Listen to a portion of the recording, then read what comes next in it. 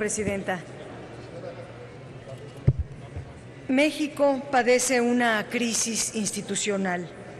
Para el actual gobierno federal se trata solo de una crisis de percepciones.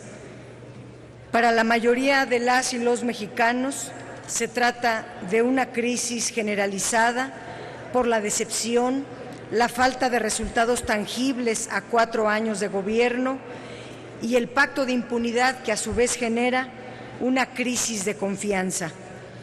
En medio de esta crisis, el cuarto informe de gobierno derivó en la peor caricatura de una ceremonia republicana. En México hemos pasado del culto al presidencialismo al culto a la frivolidad.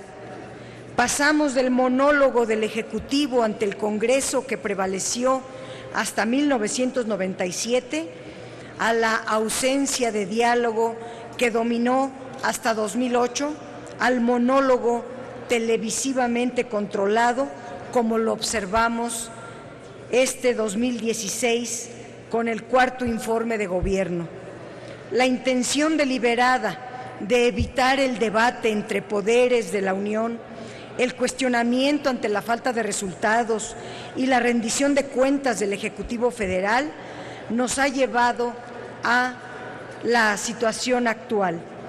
El informe presidencial no es una institución obsoleta, creada por casualidad, es la esencia de la convivencia republicana entre el Poder Ejecutivo, el Poder Legislativo y también el Poder Judicial.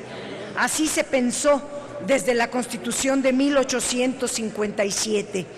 No podemos olvidar que al término de la dictadura porfirista fue durante el informe presidencial que el senador Belisario Domínguez impugnó al gobierno espurio y fue asesinado por esta osadía. El artículo 69 constitucional, pieza clave que definió el formato del informe presidencial, vivió 4 modificaciones importantes después de la Constitución de 1917. En 1923, tras la Revolución Constitucionalista triunfante. En 1986, en pleno ascenso de la tecnocracia que domina el Ejecutivo Federal desde entonces. En 2008, cuando el gobierno de Felipe Calderón decidió eliminar la obligatoriedad de que el presidente de la República presente ante el Congreso el informe, y en 2014, durante el gobierno de Enrique Peña Nieto, quien optó en sus primeros 3 años por organizar una ceremonia paralela a la sesión de apertura de sesiones del Congreso, realizada en Palacio Nacional, con sus invitados y con absoluto control del guión. Estos han sido los cambios legales que respondieron a coyunturas políticas específicas. Fue hasta la presidencia de Ernesto Zedillo que se modificó el formato del informe para intentar un auténtico ejercicio de diálogo entre poderes. En 1997, el político opositor, el entonces diputado federal Porfirio Muñoz Ledo, respondió al informe presidencial.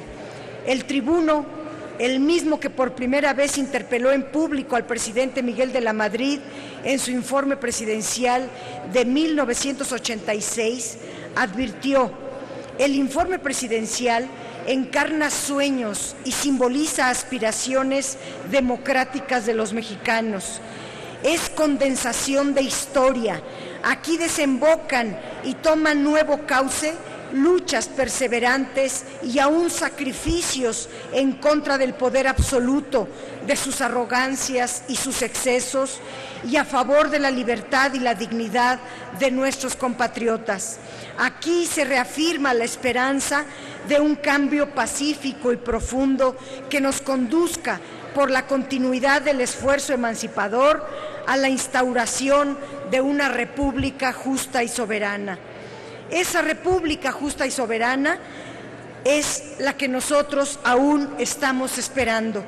En contra de esa aspiración, la república ha retrocedido a una autocracia iletrada. Por esa razón, consideramos indispensable retomar la esencia política, jurídica e histórica del informe presidencial. La iniciativa de reforma al artículo 69 constitucional que a continuación presento tiene las siguientes características. 1. El informe deberá ser presentado por el presidente de la República en la apertura de sesiones de cada año del Congreso de la Unión. Cada grupo parlamentario fijará una posición en la misma sesión y el titular del Ejecutivo Federal deberá dar un mensaje al Congreso y responder los cuestionamientos que le formulen los grupos parlamentarios. Para vincular una mayor responsabilidad de los resultados que se informen, el Ejecutivo Federal comparecerá para rendir cuentas del estado que guarda la Administración Pública Federal bajo protesta de decir verdad. 2.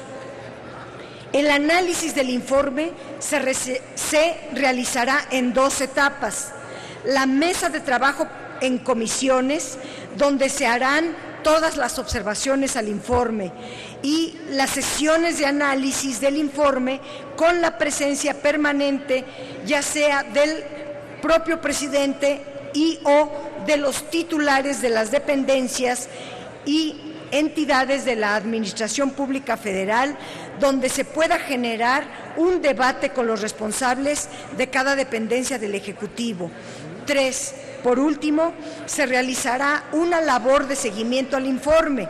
Se faculta a la Auditoría Superior de la Federación a dar seguimiento a las observaciones realizadas. La semana previa se realizó el debate sobre el formato del informe del Ejecutivo. Invito a que analicemos las propuestas y la experiencia comparada en distintas naciones. Es necesario impulsar nuevas formas de contrapeso entre poderes, senadoras y senadores. Es necesario que el Congreso se convierta en un verdadero control democrático al poder del Ejecutivo. Tomemos una decisión sobre este tema. De esta manera estaremos evitando el culto a la personalidad, superaremos el culto a la frivolidad y sembraremos el culto al diálogo y a la verdadera rendición de cuentas, algo que tanto le hace falta a este país. Ojalá tengan a bien ustedes de aprobar la presente iniciativa. Es cuanto. Muchas gracias.